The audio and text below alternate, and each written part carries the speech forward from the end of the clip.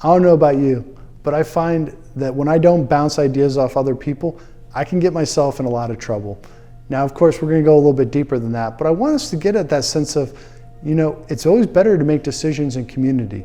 It's that sense of we are made for relationships. That's what's at the heart of Trinity, and that's what we're going to get at in this week's spiritual exercise.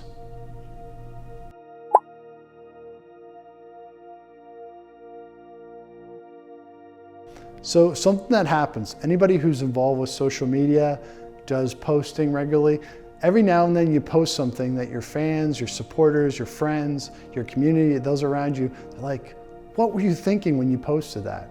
I mean, it's happened to me, not all the time, but every now and then I get an idea, it's 3 p.m., whatever time of day. I try not to do it too late at night, of course, because the ideas get worse as it gets later into the night. So I get this idea, this is gonna be funny. People are gonna love this. And it backfires big time on me. I get a bunch of feedback like, Father, what are you thinking? I was like, oh shoot, okay, I messed up again. And of course with social media, that's kind of the nature of the beast. Sometimes you just make those mistakes.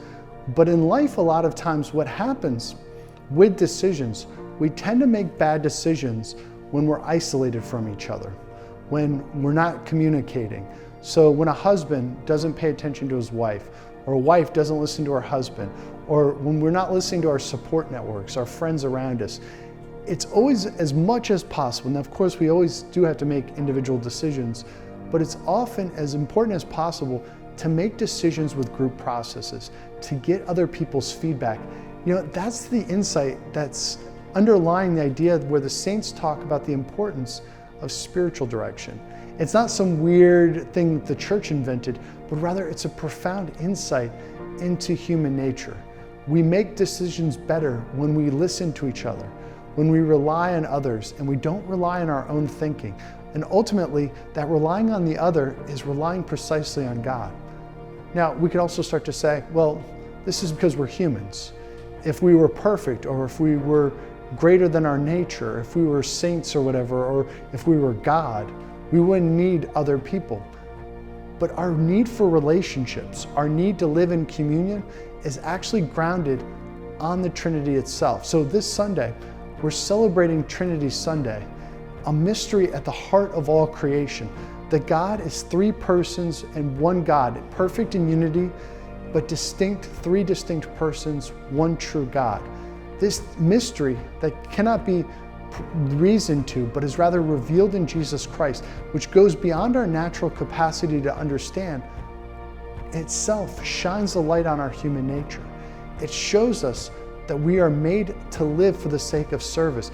We are made for relationships because we are made in the image and likeness of God. So I want us to chew on that a little bit. We're going to get into the readings. We're going to read all of the readings in that light of allowing it to illuminate your heart to the reality that we are made to extend ourselves, to give ourselves, to pour ourselves out for each other, and ultimately to form that communion of persons, that community. So we always use that word communion, right? So we use it a lot when we say we receive the Eucharist.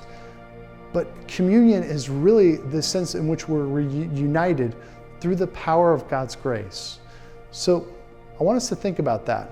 We're going to get into the spiritual exercises. We're going to think about this. I want you to think first about the Trinity. Start with the dogma. And this is kind of a great idea that St. Ignatius would have and other saints.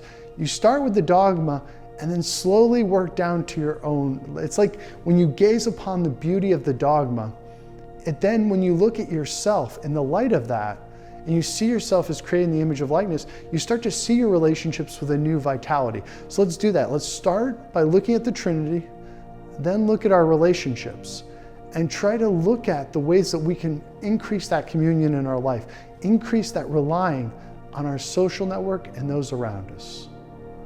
Amen.